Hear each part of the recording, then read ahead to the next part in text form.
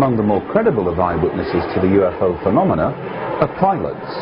Indeed, it is a little-known fact, but over 3,500 military and civilian pilots have stepped forward over the years to officially report something so unique, so different to what they are normally accustomed to seeing, that they have labelled it as a UFO.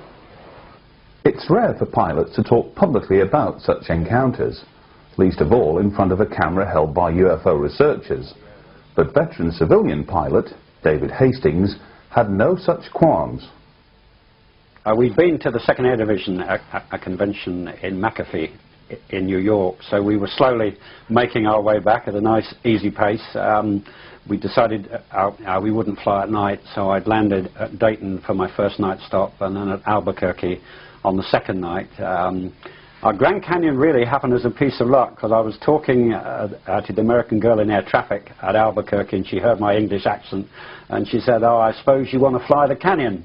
And I said, "Well, yes, I would like to do that." So she advised us then that I should fly the canyon first and then land at Grand Canyon for fuel, because if I went the other way round and landed at Grand Canyon and asked to fly the canyon, I would possibly be told no. So yes, we had a look at the Grand Canyon itself. But the incident happened. I'd refueled at Grand Canyon Airport. I was just back up to my assigned height of 10,500 feet on the airway on Victor 12, and we passed over Lake Mead, and I suppose we're about 70, 80 miles short of the Mojave Desert when it happened. It began, of course, we both realized that there was something coming in our 12 o'clock at us at high speed, very high speed, which at that part of the world, you're not used to them coming exactly head on, but obviously, again, you know, both of us had the experience of a military jet coming at us at a different angle at speed. So you were quite used to seeing what in 1 second was a tiny speck on the windshield, and within a second was a very large aeroplane. So, you know, we looked at it, saw the speck coming, but it came so quick. When we first saw it, we suddenly realized it was on top of us. So we pushed. I pushed hard. I was flying, and David, as my co-pilot, also pushed hard, and we vanished, as I say, under the coaming of the instrument panel. We were convinced that that was it, that we were going to have a mid-air, that there'd be an almighty bang, and the tail would go, and that would be it, and that would be the end of our flying days. But I mean, as I say, bear in mind, I was on the airway, I was under a radar service, and I had no warning of any conflicting traffic whatsoever. But then, of course, that was when, Graham, it started to get very odd. It went over the top of us, a large shadow, a very black shadow. It darkened the whole of the cockpit, and the sky above us, of course, was, as I say, was clear blue sunshine. Was there any kind of shockwave associated with that? No, that was the funny thing. There was no sound, and there was no shockwave whatsoever. A little bit of turbulence, but that could have been me pushing hard anyway. My first concern was to get back up to my assigned height before somebody started to ask us as to what I was doing. Yes, I mean, that was your instant reaction. Our other instant reaction was, well, you know, thank goodness, what happened? There was no bang. It's missed us. So yeah, it was. I wouldn't say fear. I mean, when it happened, we were both convinced that we were going to have a mid-air, because it came exactly at our 12 o'clock. We slowly came back up from under the coaming. I regained height, and we both said, "What the heck was that?" But then again, the mystery deepened, I think, because we both suddenly said, "There's something out to port on my side of the airplane." But we couldn't see anything, and yet we both sensed that something was formating on us. Something was moving. It started out of the peripheral vision, but certainly it was such a strong feeling. Both of us were looking out my side of the airplane. I think it was more than sixth sense. I think we both felt that whatever was there was moving so fast that the human eye couldn't actually register it in detail, but could register that something was definitely moving. We thought it was going, you had a sensation it was going up and down beside us. Right. But I mean, that sensation lasted so long, and it was such an odd feeling, and we were both convinced about it, that I said to David, as I say, you know, you fly the airplane, because I've got my camera, my still camera, back in the back end of the airplane. So I had time to unstrap, go back, pick up my ordinary still camera, come back, strap in, and we both said it's still there. So I took one picture, and then say we waited, and then suddenly we both said it's there again. We felt or sensed or could see a movement, but we couldn't focus on it. So I took a second picture. And I suppose that whole incident must have lasted for 4 minutes, I suppose. That was, so it was one of a 36 exposure film, of which we'd slowly taken. Most of the shots on that film were of the canyon, obviously. It had been sightseeing shots. The first one had nothing on it, and it was the second picture. I think the reason why we definitely took two was because we felt, because we felt there was something interesting happening, we wanted to have at least a second or a third shot. Maybe I should have taken 3, 4, 5, 6. But we wanted to check that there was nothing in the cockpit, like, say, an oxygen mask or anything else that was showing a reflection on that side window. And as you saw from the first picture, there is absolutely nothing that could have made that shape out of a reflection. About 3 days later, we went to a party at the US Naval Base at Treasure Island, and I took the photographs, as I say, there, and the US Navy officer asked if he could keep them for 3 days, and I said yes, as long as I can definitely have them back before I go back to the UK. Was this a senior Navy officer? I think he was a I think he was a lieutenant. So no, he wasn't. He possibly wasn't. He was about middle, as I say, middle ranking. Yeah. As I say, I've forgotten his name now. But again, after 3 days, when we went back to Treasure Island, and he produced my photographs, but he just wouldn't give us anything. It was no comment, and we said, well, come on, surely you can give us something else. As I say, what do you actually think it was? No comment. I mean, whether it was because he genuinely didn't know what it was, or whether... In which case, why couldn't he tell you that? Yeah, quite. Later on in the evening, on that evening when we went back to pick them up, we were talking to a US naval pilot, and he was looking at the picture, and of course he said, well, I can tell you what the whiteness over the top is. As I say, that is vapor caused by a rapid rate of climb, which... we could obviously understand that, and we thought, well, yes, that makes sense. No, I mean, I suppose to be honest, it was semi-visible. In other words, it was moving at a speed where your human eye could sense movement, but it couldn't focus on it. But we were lucky enough on one shot, the camera actually caught it. Blurred, but it caught it. So, I mean, it certainly was a flying object. It certainly was unidentified, but it was definitely there, and it was solid. But the rest of it remains a mystery. Although as pilots, I suppose, as I say, one accepts that yes, there are UFOs, and I think our picture proved it. I think certainly, I mean, of all the, and on that trip back, we were making a widescreen story, but I mean, and that picture actually features in it, but nobody has ever queried it, and I think mainly because you can say, well, I have the picture, so I know what I saw, I prove what I saw.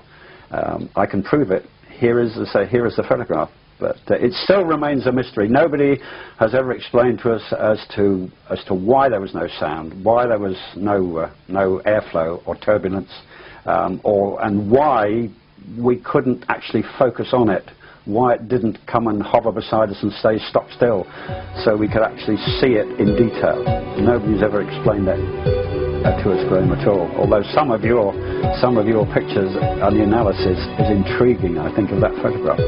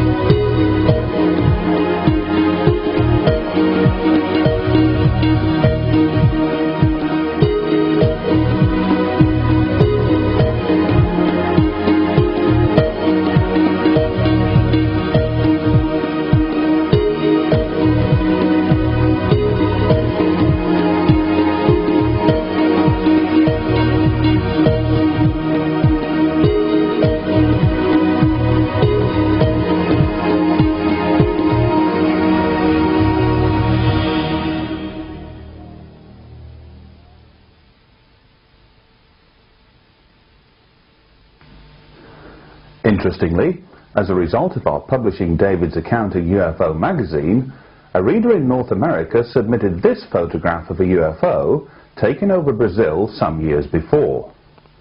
Compare the two. There is a striking resemblance. Is it just possible that the Mojave UFO and that photographed over Brazil may be one and the same? If debunkers are to be believed, all eyewitnesses to purported UFO activity are to be dismissed. No matter that pilots are skilled professional observers, no matter that over 3,500 pilots fail to sight Venus, conventional aircraft flight seen under unusual atmospheric conditions, space debris, or other exotic causes. When one considers that only 10% of ordinary members of the public who think that they have actually seen a UFO take the time and effort to report their sighting officially, would the same percentage figure apply to professional pilots? We think not. Hence, to accumulate over 3,500 official UFO and pilot encounters, a figure incidentally first reported back in 1990, should be seen for what it truly is, a staggering body of evidence that few can ignore, unless, of course, you happen to be a debunker. It is late evening, and away in the distance, mysterious lights in the sky attract your attention. From afar, they look at odds with your surroundings, but as you zoom in for a closer look, and the lights steer ever closer, the mystery is soon resolved. Aircraft navigational lights, particularly those seen from the ground and at distance, can often lead some into mistakenly interpreting them as a UFO. The sky at night is often littered with aircraft and, coupled with chance observations of passing overhead satellites, it is little wonder that inexperienced observers on the ground below are often confused. Skywatches, however, can assist in educating people to the busy environment above. But what should one take on a skywatch? How best to prepare? Here, Russell Callahan teams with Graham Birdsall, editor of UFO magazine, to provide a few handy tips.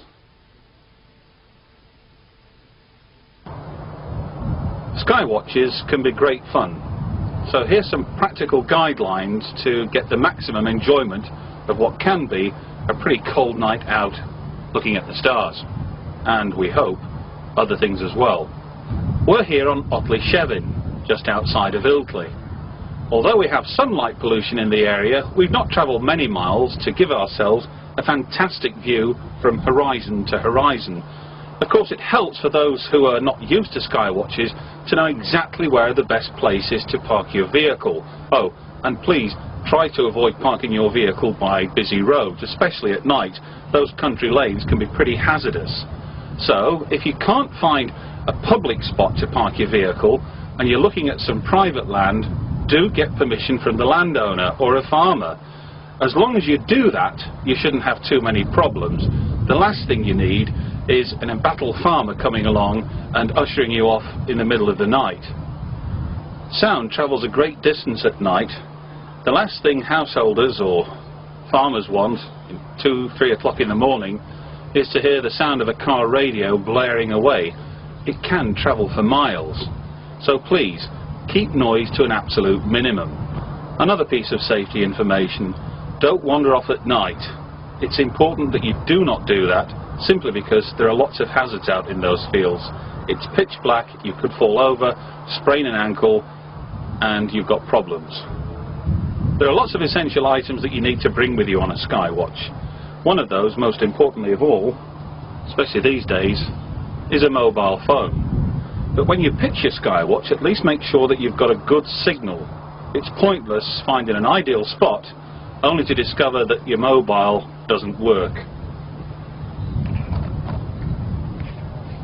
Typical route map, even an A to Z. You don't have to travel many miles outside of a city's or a town's lights to get away from the pollution to find an ideal spot for a skywatch. So do take along a route map, especially handy if you're in an area that you're not too familiar with and you might get lost. Other things to take on board? Well, a pair of binoculars. 10 by 50 binoculars, just as good and a heck of a lot less expensive than some of the larger astronomical telescopes. These I've had for the best part of 15 years. They stood me in good stead, and they're ideal, especially at night. Another piece of essential equipment, a torch. Ideally, take 2 torches with you. If you have to go wandering off, especially to spend a penny, take the torch with you. The last thing you want to have to happen is for that torch to go down, simply because you forgot to charge the batteries. Have some spare batteries handy just in case. If you're bringing along a camera, keep it in a camera case, especially if it starts to chuck it down late at night. I always like to bring along these. They're night vision binoculars. Now they're particularly good for looking at objects way up in the sky, at distance, picking out strobe lights, navigational lights from what look curious lights in the sky at first, but through these you can pick out the strobes very, very easily. Indeed, we've had helicopters, police helicopters, flying over our region with the lights out, obviously monitoring somebody on the ground below. But when you put the night vision scopes on them, you can actually see the crew of the helicopter reflected by their instrument panels on board through night vision. They're expensive, but some of the handheld night vision sets that you can get these days are less than £200. It's always important when you're going on a sky watch to prepare for the elements, i.e. the weather. It can turn pretty treacherous at night. Tonight's not too bad. Temperatures hovering around about the mid-40s, but it's always nice to bring along something hot to drink. Have plenty of chocolate bars, especially if you're intending to stay out until the early hours. And one final piece of advice, I always recommend that youngsters do not come along on a sky watch. Those round about 15 or 16, fine, that's handy, but if you're here to look at the night sky, to check out the stars, check out satellites, check out, we hope, something odd, something unusual, the last thing you need is to turn around and a 4 or 5-year-old or a 10-year-old is no longer there to be seen. So that's very, very important. But wherever you go for your sky watch, enjoy yourselves. That's the whole point of this exercise. Do take on board some of those guidelines and tips. Safety is absolutely paramount. How many should you take on board a sky watch with you? Well, I always like to think that 4 or 5 carloads of people is ample, especially if you're looking at a narrow lay-by where you're hoping to pitch camp for the night. If you are travelling some distance away from home, make sure that everybody is familiar with where you're going to. And it always helps, just in case, to let somebody back home know where you're going to as well. And with that, have a great sky watch, but a safe sky watch as well. Organising the sky watch is one of those things that takes a little bit of planning. As we've already gone over the major points to remember about privacy and getting yourself organised. All that's fine. You can have all this wonderful equipment and go out there and hope to get some remarkable footage of something extremely unusual. But you need to get 1 or 2 things happy in your mind. It's like riding a bicycle, if you like. The equipment, your camera, the camera that you're using, or 1 or 2 or 3 cameras that you're using. On a sky watch, you need to be confident with the equipment. I suppose the first real pointer is a tripod. You don't have to spend a fortune. Something like this, about 40, 50 pounds. Nice sturdy legs, spirit levels on the head there. That lets you make sure things are level, because if you get one of the legs in the wrong position, it might look fine in the viewfinder wherever you're filming, but as you pull back you'll be creating hills and troughs that aren't really there. So nice and level, check the bubbles, firm ground, and away you go. Zooming into distant objects, the tripod's an absolute must. You need to be firm. Doesn't matter how steady a hand you've got when you're holding the weight of a camera, just your body's movement through simply breathing will create all sorts of shakes and wobbles on the camera. So once again, stick with the tripod, get it firm, plenty of adjustments on the tripod. They've all got the bit that goes up and down, so get comfortable to your eye. If you're fortunate like us and you've got the little screen there, well, look, there we are. Me watching you, watching him, watching me sort of thing. If you've got the little viewfinder, then you can see that what you're filming is what you're getting. What you see on this screen is exactly what you're going to see on the TV when you get your footage home. So remember, the little black and white viewfinder, it's okay, but to get the real picture, this is a must. One thing to remember though, the viewfinder, it takes battery power out of the camera, so be prepared with batteries. If you've got a couple of batteries, make sure they're fully charged, know the limitations of your camera. The more you zoom, the more you have autofocus switched on, this all uses power, and those batteries will drain very, very quickly. Lithium-ion batteries are the modern standard now, sort of thing, and this little camera with the smallest battery that's available for it will give you an hour, reliable. You can buy bigger batteries. I've actually got one for this particular camera that, believe it or not, gives you 6 hours. Okay, it costs about £80, but one charge and you know you're going to be alright for all night with a Skywatch, so well worth remembering. Extra batteries. The other thing, get to know where your controls are on your camera. Most modern camcorders are all switches and buttons at the back. It's alright having tons of little gadgets. Again, it's knowing what these things do, and get comfortable before you actually get out there in the field, know what you're doing and what each of those buttons will do. Another tip that I'd like to share with you that I think is a vast improvement on some of the older models of camcorder. Autofocus, we switch that off always. Manual focus, use this ring. You can see in the viewfinder, you can see on the little 3-inch monitor that your image is in focus. But when you're filming distant, if you've got an object in the sky, quickly appears in the sky and you think, oh, what do we do now? Don't go fumbling for the focus. Sony, JVC and Canon are all fitting this little infinity button. Dead easy. Pull the switch down and that sets the lens at its distant setting, so anything basically will be in focus. The great achievements of modern times is, I don't know whether we can pick it up in the viewfinder, we'll let you see the footage as we go along as well, but something that's come along these days. In the distance there is our local pub. With the flick of a switch, we have night shot, and all of a sudden details start coming into view that weren't there before. We'll let you see the footage in reality during this actual piece, but as you can see, night shot, wow, what an improvement from basically nothing to being able to see almost in darkness. It's good, but it does have its limitations. Let's not forget, we might be filming distant objects, stars, planetary objects, whatever.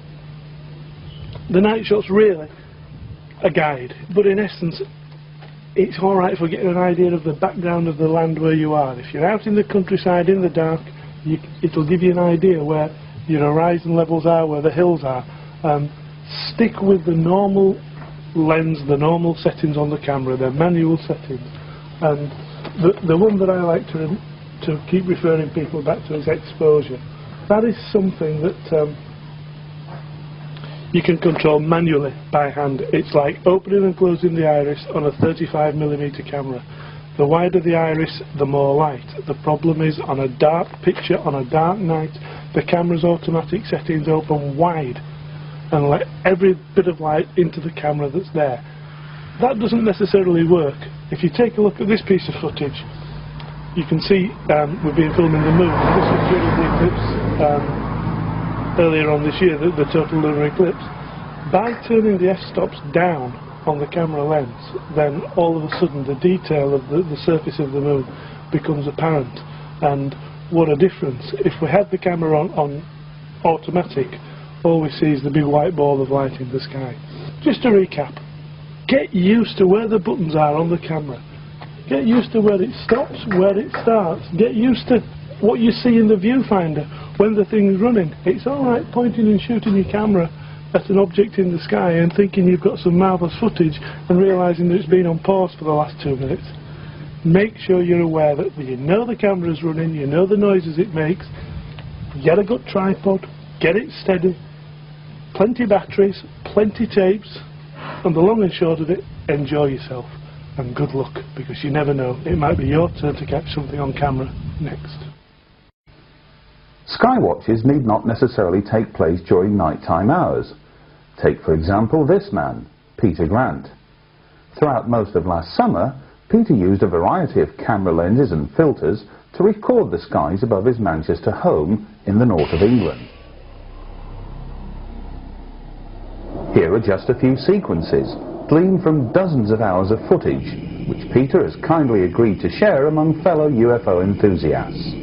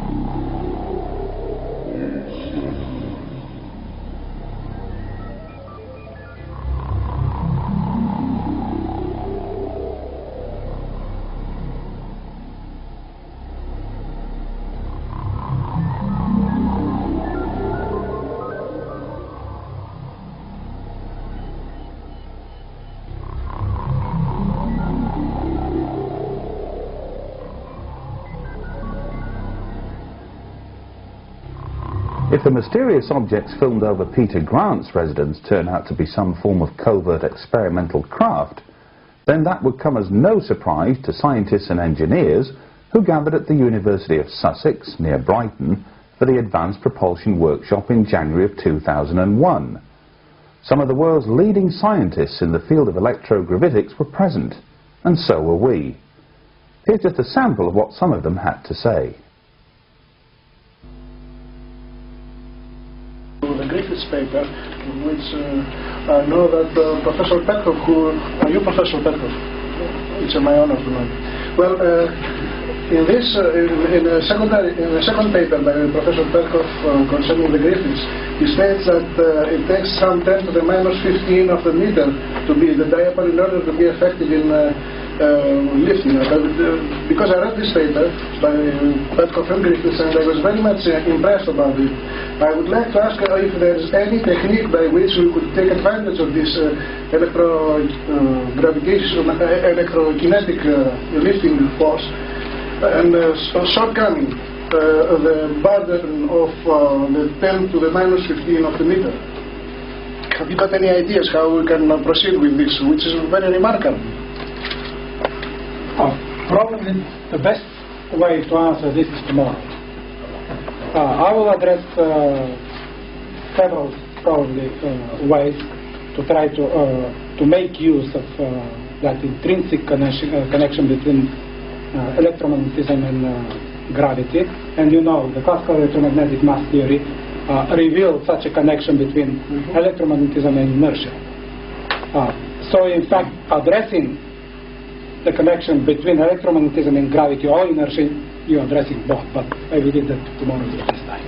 The fourth thing is, even assuming we have a black box or black sphere, out of some black project, you know. It has to have power going in order to convert the energy into another form of energy, which is the propulsion. We have to conserve our energy loss. And the core thing is, where's that power going to come from?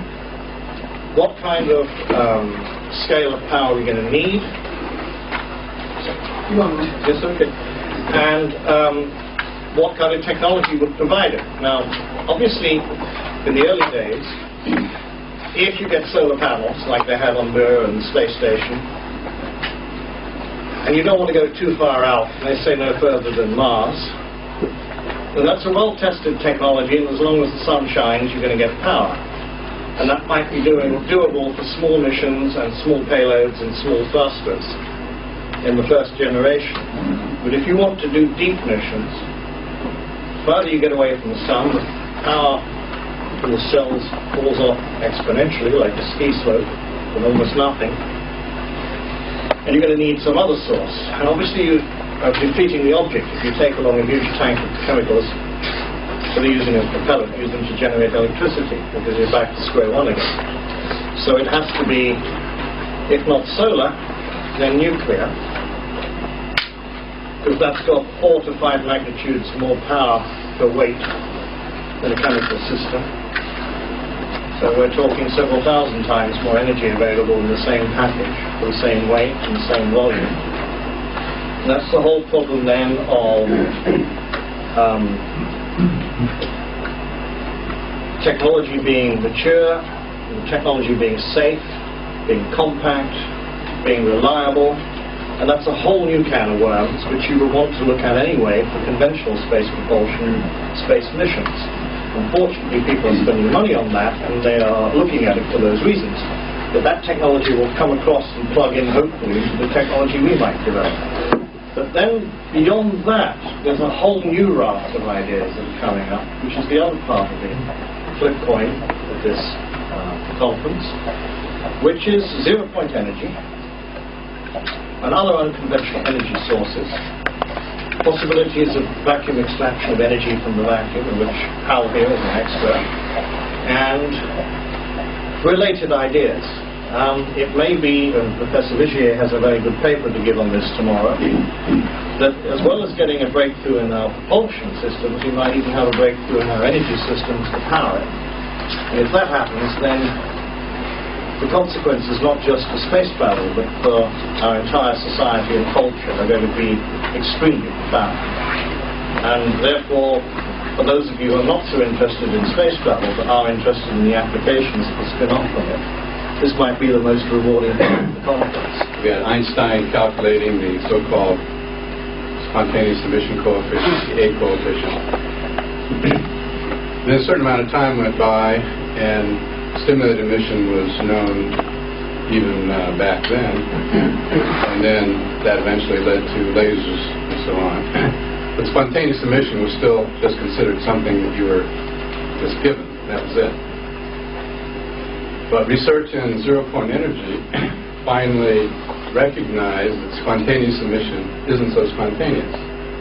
It's actually a form of stimulated emission, stimulated by vacuum fluctuations. So once that was recognized, which was recognized as a theoretical concept, then you had the idea of, well, it would really be great to control the spontaneous emission rate of excited atoms.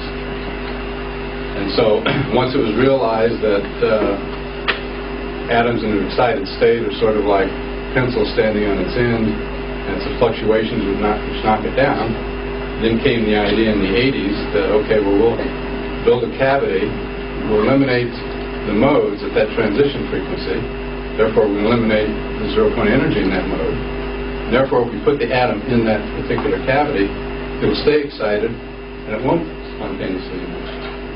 So in fact, that started the whole field of cavity quantum electrodynamics, and now it's used to increase spontaneous emission rates like by a factor of 100. So here's a case where actual practical application came by recognizing that vacuum fluctuation theory could be used to actually control something that was thought to be well understood and well known, but nobody realized you could get a handle on it.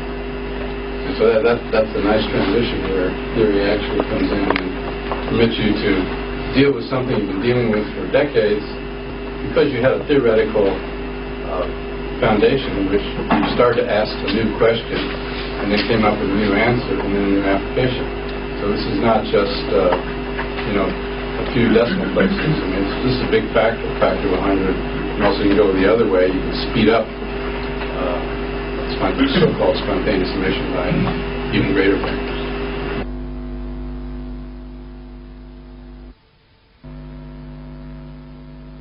Back in March this year, we attended the 10th International UFO Congress and Film Convention, staged over 7 days in the casino resort of Laughlin, Nevada. Almost 30 leading international researchers and best-selling authors delivered lectures to a near-capacity 1,000-strong audience.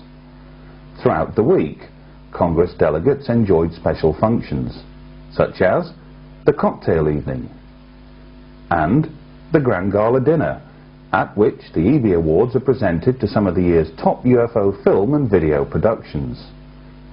Elsewhere, enthusiasts and the general public alike can often be found browsing through a wide variety of UFO and alien-related merchandise in the vendor's room. It was here that we managed to grab a few words with Ron Russell, one of America's leading experts on crop circles and a frequent visitor to England during the summer months. We began by asking what Ron thought of Colin Andrews' assertion, much publicised last year, that the vast majority of crop circles are nothing more than hoaxes. It's disturbing because people have done very poor research in this area. When I first started going to the crop circles, I figured that most of them were man-made. I found evidence that they were, and I just went about my business because I thought they were marvelous places. I think the problem comes in when you say a figure, of a certain figure, 80%, 20%. That's not provable, and it's just a guess. A lot of formations, from my experience, are man-made, but they fall into different categories. There are hoaxes. Forget about it. There's nothing happening. They're made for deception. But some are spiritual machines or hermetic devices or magical temples. And they're made with higher intention, not a deception.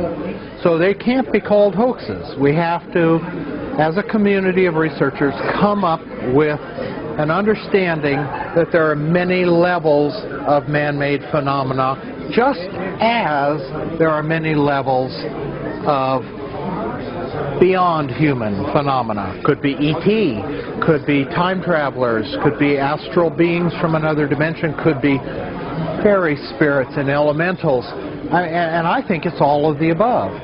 Some of the human-made formations have great power. A power to heal people, far beyond psychosomatic effect and placebo effect.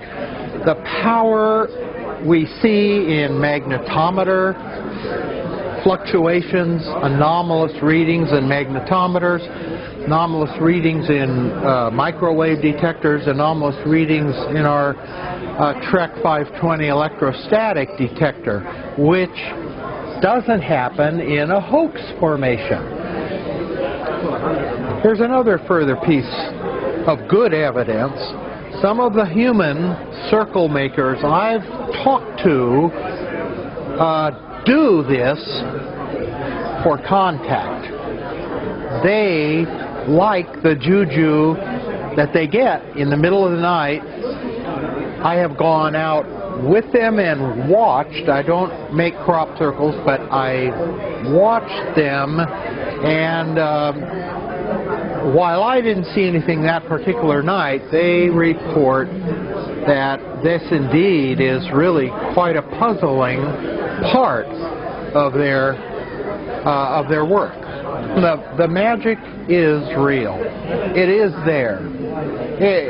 We've heard before, if there's only one real one, But there are many more than that, and I'm not going to get into percentages. That's where Colin fell down, because he put a number on it, and you can't do that. You just don't know. And his estimation was confined really to England.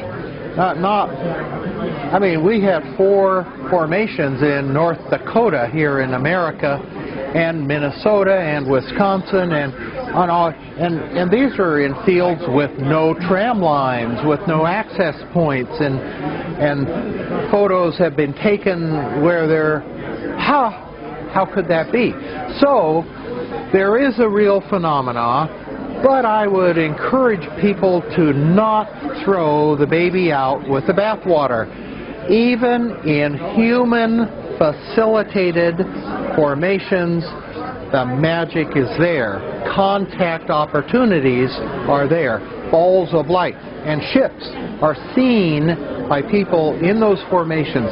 They go into a human facilitated formation and have healing and have epiphany and meet their guardian angel. And so let's get serious here. We have a great opportunity to learn about ourselves, to learn about the nature of illusion and deception at the edge of reality, or assumed reality. And I think it's time for us to grow up, embrace the whole phenomena. Some are magical devices, some are trashy hoaxes, some come from beyond. That's the way I see it. Another interesting speaker to attend Congress was Bruce Stephen Holmes, co-author of a new book entitled Incident at Fort Benning. Bruce's co-author and principal character in the book, John Vasquez, was the subject of a filmed interview we conducted in Laughlin some 4 years ago. Until then, few had heard of John Vasquez, let alone his incredible story. Later, we will show a brief segment of our interview with John, but for now, let us hear Bruce Stephen Holmes describe how he first chanced upon John and what led him to take more than a passing interest in his remarkable story. And basically, the book is about a very interesting situation that occurred in September 1st of 1977. And it was at Fort Benning, Georgia, where John was stationed as a recruit. And actually, he was a volunteer. He wasn't really a recruit, but I use the word recruit. And when he first arrived at Fort Benning, he was in formation for the welcoming speech with the captain. And at the same time, there were about 1,300 troops all on this formation. And as they were standing there waiting for the welcoming speech, what occurred was something really dramatic. There were some lights shining and flashing down at one end. They were in formation with Alpha Company first, then Bravo, then Charlie, and then finally Delta. John was in the Delta Division. He looked down, and they were supposed to be facing forward in the attention, but people started running. And he began to watch the lights coming forward over Alpha. People were running, and it was total chaos. It moved up to Bravo, then Charlie, and finally to Delta. Obviously what was happening was really strange. John began to notice that the people who weren't running seemed to be frozen or asleep in formation, and he looked over at the captain. The captain who was about to give the speech was fast asleep, and the last thing John remembers is that he must have lost consciousness, because the next thing he knows is he was looking at his feet. One of the most amazing events that I've ever heard of. Namely that 1,300 troops were, or possibly 1,300 troops, were abducted on a UFO on this particular day. That's the first chapter of the book. The book goes through about 2 or 3, maybe 4 other major events that occurred during this 2-week period, and finally culminates at the end with an actual combat maneuver between the troops and a UFO. When I first met John and he told me the story, my first question, and I guess I wasn't really listening to him, was what did everybody think about after it happened? Well, in actuality, while this event occurred in 1977, John's recollection of it started in April of 1989 when he began having nightmares, quite through some synchronicity, I had a chance to speak with a gentleman who was at Fort Benning in September of 1977 and said to me, I have no knowledge of this event. And I said, well, it was in September. And he said, September. And he said to me, he said, you know, I don't remember anything about September. And I said, well, that seems normal to me, because after all, how many people can remember a particular month? But as we talked, he became more and more agitated until finally we had to stop talking, because he was actually becoming almost on the verge of violence over this idea that he couldn't remember September.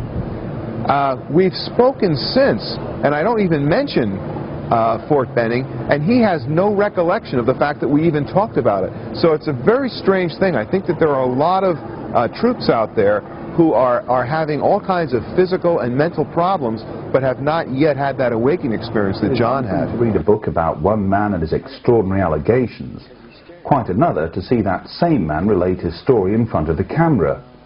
See what you make of John as he describes some of the most telling moments from the incident at Fort Benning.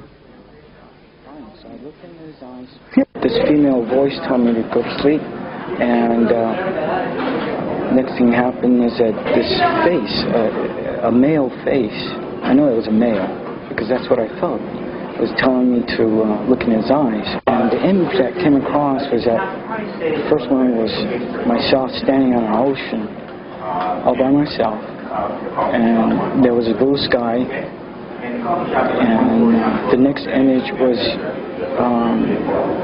the whole planet being destroyed bits by bits.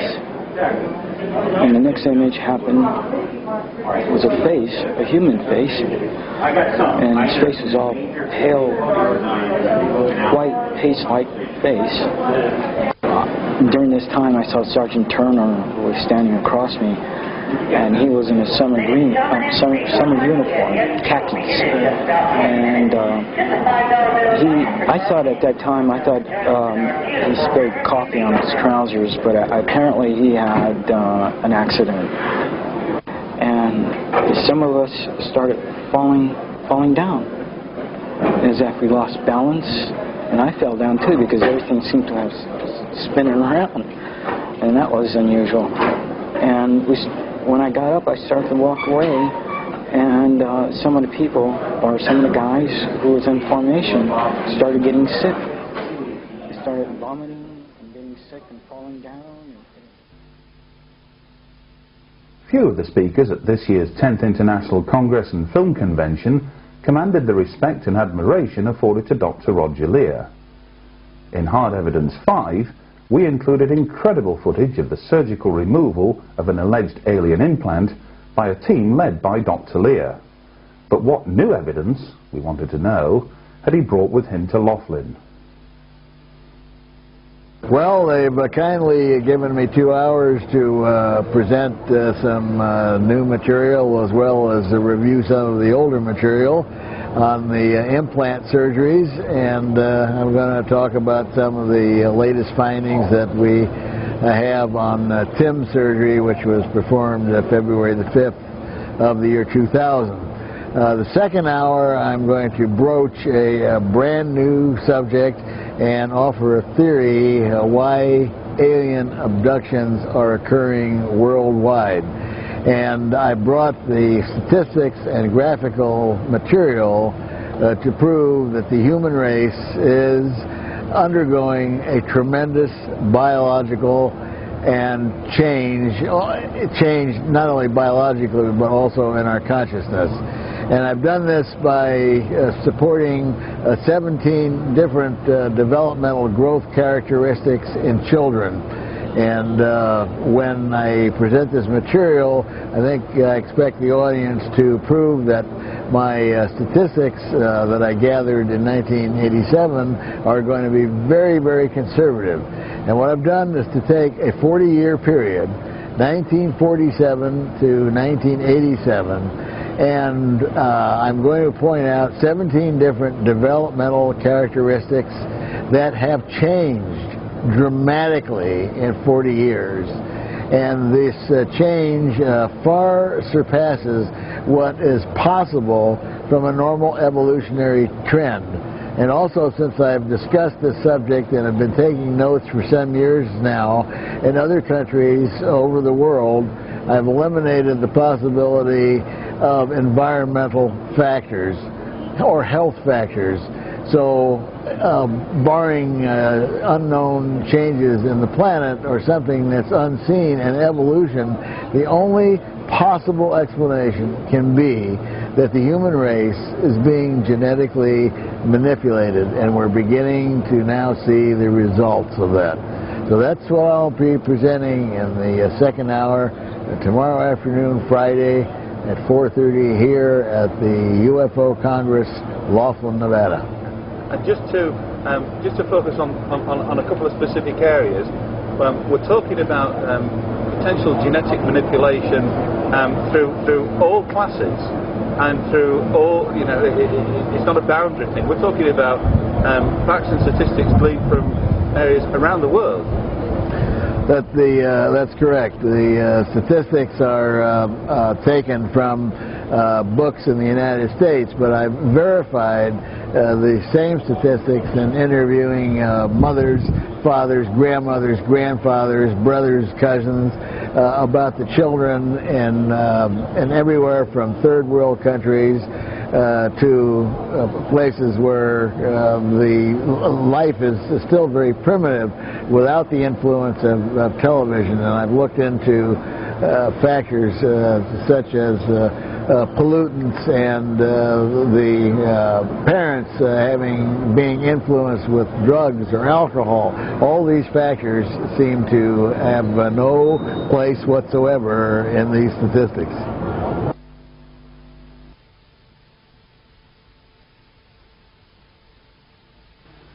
During our visit to Laughlin, we came across one individual, a scientist by profession who prefers anonymity at this present time, who handed over several videotapes after a private viewing. Little is known about the anomalous activity you're about to see, except that it was recorded in the utmost secrecy.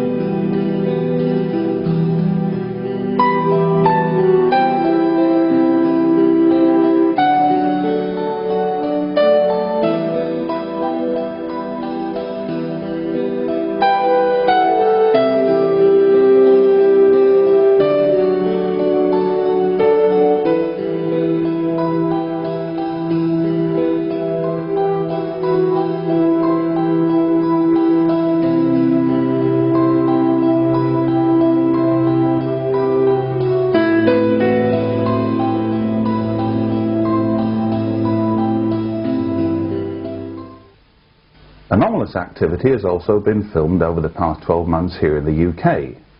Here are just a few brief examples. Get it on side. Where is it?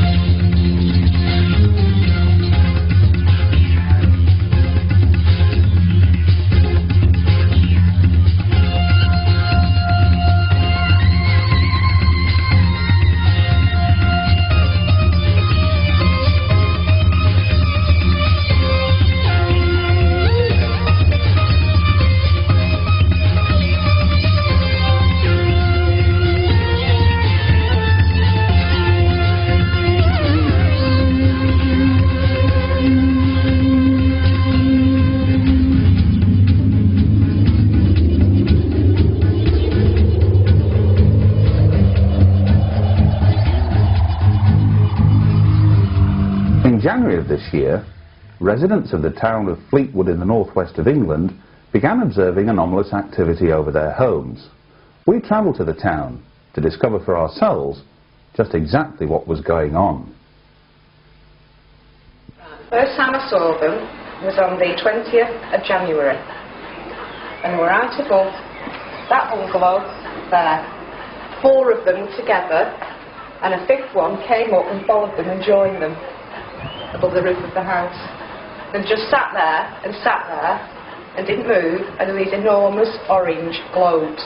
There was no sound, didn't make a move, it was as if they just parked up and took the keys out and cleared off. Because I'd just come back from the shop, and I was driving round the corner there, and they were just moving across, you couldn't miss them. They were so big, they were just there in the corner of my eye. And I thought, crikey, that helicopter's low. And then I realised it wasn't a helicopter because the 5th light was independent of the other 4 and came up and joined the other 4. And they all just sat together. And I stood for about 7 or 8 minutes, and I walked through the middle of the road, and I'm looking like this, and there wasn't a sound, there was no noise. You could hear the street lights humming, but you couldn't hear those lights humming. There was nothing at all. There was nothing behind the lights, as if they were attached to a machine or anything. So I went in the house, and I said to my husband, just whip out the back door quick and have a look over the garden gate, tell me what you can see. So he went out, and his chin is his kneecaps, he couldn't believe it, and he just stood staring at them. Then he ran to get John, our neighbour here, and John came out, and they were still sat there, hadn't moved, and just as John went back in to get his telescope, they slowly started to move away to the north. But we were only treetop height. Where that tree is at the back of that bungalow is how high they were. And we still didn't ring, we didn't do anything about it, because we didn't want to get laughed at. And then exactly 5 weeks and 5 days later, it was on a Thursday, the first time was on a Saturday. My husband was on the front here with my little boy on a 2-wheeler bike. He's only 6, he can start but can't stop. My husband's running around the back of him like this. And instead of being that side of the road this time, they were above this row of houses. And they just came sailing in from the end of the street, right, all in a line, just in a line. I come flying out, looked up and saw them above here with the moon sat behind them. Shot back in, grabbed my scope, and just couldn't believe what I was seeing, and then just checked all 4 of them were okay. There was only 4 at this time. Checked they were all 4 was alright, they were the same, and then sort of locked onto one, and by holding my scope hard against the lamppost and getting a good solid position against it, so I've got something really supportive. And then tried to get it in my mind's eye exactly what I'd seen. But a single light, not any strobing lights, not red and green for your wings, for your port and starboard, no strobing lights, which are now your flashing white lights, which you can see very, very clearly for, 30, 40 mile away at least. So, no chance. I mean, like I've said, 30 odd years of spotting all over the world, Spain, America, Germany, France, Italy, all like that. Weird. I'd say they were pretty low. I mean, guessing that they were looking through the houses in the distance going over towards Barrow Way, maybe about 1,000 feet, something like that. Distance, no idea. I didn't get a clear picture of them at all, Any idea about estimated speed? No, only that they were moving away, and again, they were, about the time I got my scope on them, to be really honest, I had just no idea. I mean, they could have been going slowly, they could have been going a bit quicker, I just don't know. But they were there for a fair bit of time, so I'd hazard a guess they were reasonable slow. Out I went, and these things were just right over the top of the house, and they were just unbelievable. And I mean, we've said about aircraft and everything else. No way, I mean, they weren't hot air balloons or anything. My very first, and I'll be honest, my very first instinct was hot air balloon, as I first got looked through the scope at it. But then I started checking all 5, there were 5 of them. I think there are 5 now, again, my memory started going. But they were, I checked all of them, I checked in each individual one, and then I checked one in particular, and they all looked the same. They all were like a big cylinder, white cylinder, like a parachute type material, as you might say. The moon was set behind, so it was showing through this material, as you might call it. And then in the base was like what you might call a candle light bulb. There There was no flame or anything. It was just like a glow, and that was attached. It was like that, and it was attached to the bottom of this cylinder, and then it was like shaped like that in 4 separate like segments. Open at the top, open at the bottom. So there was not. That ruled out the hot air balloon theory straight out the window. And then the 23rd of March was the last time we saw them, and I was looking through my window because now I sit with my vertical blinds set so I can see straight down the street, and I'm just sat like this looking out the window, and it was 7:45. It was when the adverts were on for Coronation Street, and I looked out the window and I saw in the distance to the north-northwest, sorry, north-northeast, that's right, north-northeast, this orange light coming this way. And I called my husband Danny and I said, just have a look at that, is it a plane or is it one of them? And he looked and he said, no, it's a plane, definitely. And I said, well, it's orange and it's not strobing. So I went outside and walked down the driveway, and yes, it was one of them. And I shot back in and said, camcorder, quick, photograph, quick. And then we both came running out, at which point John next door had come out as well, and Brian next door but one, Jill the policeman's wife from over the road, everybody was all out again. I managed to get them on camera, take photographs of them, and my husband got the video, and he filmed them all. We don't know what it was, we hadn't a clue what it was, but then they just sort of pulsated, strobe, popped and disappeared. What do you think it might have been that you filmed? I'm not quite sure. As you said before, I'd missed the previous occasion, and because they weren't, even though they were quite impressive, they weren't as close as last time, I didn't feel that nervous, and that's why I managed to keep a straight hand. But to tell you the truth, to know what they were, I haven't got a clue. I mean, we have helicopters around here, the odd one goes out, because we're so close to the coast here, and people get in trouble, so we know what helicopter sounds like and looks like, and we get plenty of aircraft crossing over. But what this was extraordinary. That's why everyone came out in the street to see what they were, because they were going so slowly, these big orange balls, that people had never seen them before in their life, and they'd like to know what it was. People we've met have around here seen the lights, and it's something very common, but it's just this little nick, this little area, which is strange. Oh, the battery's always on charge now. Well, it's definitely not helicopters, it's definitely not a mechanical plane. I don't know of any other kind of plane that we make down here that doesn't make a noise. They weren't balloons, because balloons can't take up formation. Whatever it was under some kind of control to be able to take up formation like they did and just stop in the sky and not move and then just set off again willy-nilly. You know, they were under some kind of control. Wasn't balloons, wasn't helicopter, I don't know what it was, but what I think it was is not of this earth.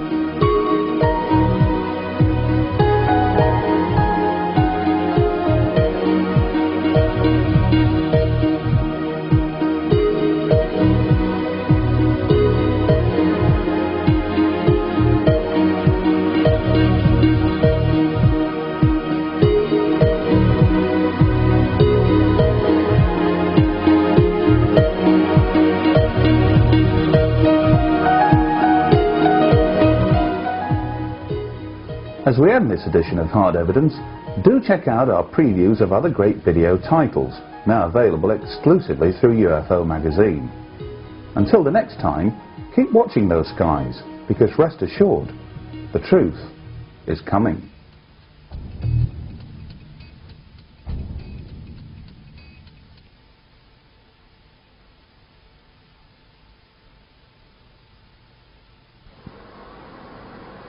There's a slow-moving object up here, Al. White object in the sky. What? It's like a small star moving across the sky. It's very small.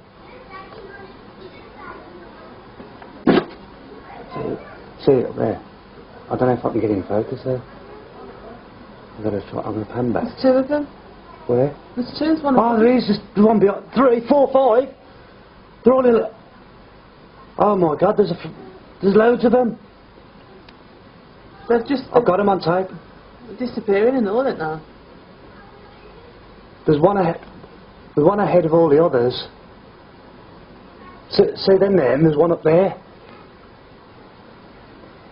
Oh, they're all on the line. They're like a formation. Yeah, there's two together up there. Look. Oh my God! I've got a. There's loads of them. I hope I get them on tape. I hope I can get these. They're that small and faint. See them? They're like glowing and. They're looking the toss. Can you see? Oh look, there's a V. Oh my God! Jesus! Oh! Al, there's more of them. Look at them up there. There's Tony. Tony, go up there. Look. There's millions of them. Oh my God! Look at that. Right up in the Look at that. There's millions of them. See them? Where? Look, up there, into the cloud. Oh, yeah. Look, there's loads. There's thousands. There's at least 20 or 30. Oh my God. I hope I can get this. Bainbird. Jesus Christ, there's formations of them. See them all, Tony? Yeah. They're all moving around. Yeah, oh, jeez. Look, they're all moving in different directions. Loads of them. Oh. Quick, kids, come out here. Oh, quick. Look, there's loads of UFOs in the sky. Look, they're all over here. Look, see all the little like stars? Where? Up in the sky by the cloud. I can't you got to really focus. There's loads of them. I can't see nothing. Can I have a look at that? I can't see nothing. I'm that excited. They're all moving into the cloud and... Into right close together, them two. I've seen the one at first, up there. Look, it's that cloud up there. I can't see nothing. Look carefully. Look, see all the like little stars going into the cloud. Yeah, I can see some. No, I can't see nothing. Oh. Dad, let me have a look in there. What about Richard? Where is he? Rich? Oh no. Richard.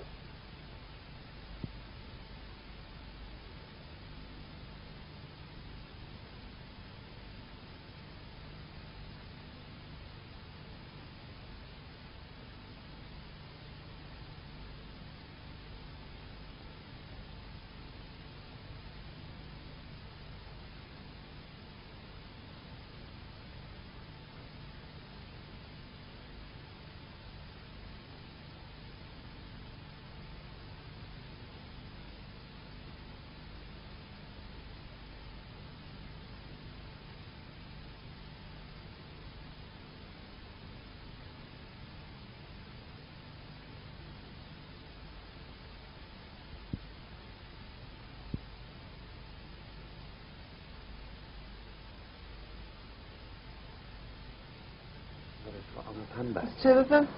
Where? There's two. There's one. Oh, there is. There's one behind. 3, 4, 5. They're all in. Oh my God! There's loads of them. They've just. I've got them on tape. They're disappearing and all, aren't they? There's one ahead. There's one ahead of all the others. See them there, and there's one up there. Oh. Oh, they're all on the line. They're like a formation. Yeah, there's two together up there, look. Oh my God, I've got a... There's loads of them. I hope I get them on tape. I hope I can get these. They're that small and faint. See them? They're like glowing and... They're looking the toss. Can you see? Oh look, there's a V. Oh my God. Jesus. Oh! Al, there's more of them. Look at them up there. There's Tony! Tony, go up here, look! There's millions of them!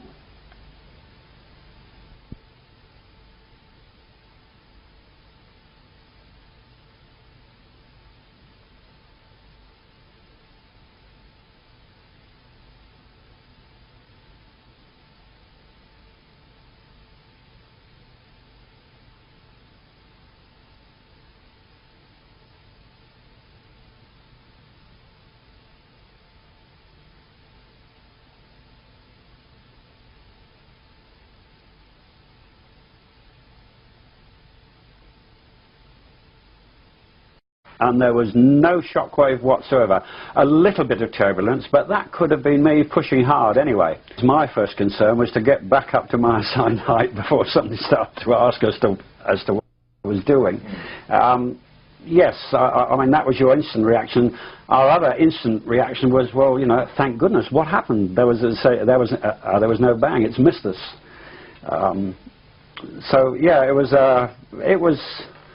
I wouldn't say fear. I mean, when it happened, we were both convinced that we were going to have a mid-air because it came exactly at our 12 o'clock. We slowly came back up from under the coaming. I regained height, and we both said, "What the heck was that?" But then again, the mystery deepened, I think, because we both suddenly said, "There's something out to port on my side of the aeroplane." But we couldn't see anything, and yet we both sensed that something was formating on us.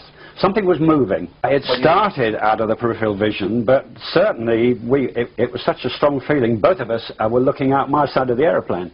I think it was more than sixth sense. I think we both felt that whatever was there was moving so fast that the human eye couldn't actually register it in detail, but could register that something was definitely moving. We thought it was going, you had a sensation it was going up and down beside us. Right. But I mean, that sensation lasted so long, and it was such an odd feeling, and we were both convinced about it, that I said to David, as I say, you know, you fly the aeroplane, because I've got my camera, my still camera, back in the back end of the aeroplane. So I had time to unstrap, go back, pick up my ordinary still camera, come back, strap in, and we both said it's still there. So I took one picture, and then say we waited, and then suddenly we both said it's there again. We felt or sensed or could see a movement, but we couldn't focus on it. So I took a second picture, and I suppose that whole incident must have lasted for 4 minutes, I suppose. That was, so it was one of a 36 exposure film, of which we'd slowly taken. Most of the shots on that film were of the canyon, obviously. It had been sightseeing shots. The first one had nothing on it, and it was the second picture. I think the reason why we definitely took two was because we felt, you know, because we felt there was something interesting happening. We wanted to have at least a second or a third shot. Maybe I should have taken 3, 4, 5, 6. But we wanted to check that there was nothing in the cockpit, like, say, an oxygen mask or anything else that was showing a reflection on that side window. And as you saw from the first picture, there is absolutely nothing that could have made that shape out of a reflection. About 3 days later, we went to a party at the US Naval Base at Treasure Island, and I took the photographs, as I say, there, and the US Navy officer asked if he could keep them for 3 days, and I said yes, as long as I can definitely have them back before I go back to the UK. Would this be a senior Navy officer? I think he was a I think he was a lieutenant, so no, he wasn't. He possibly wasn't.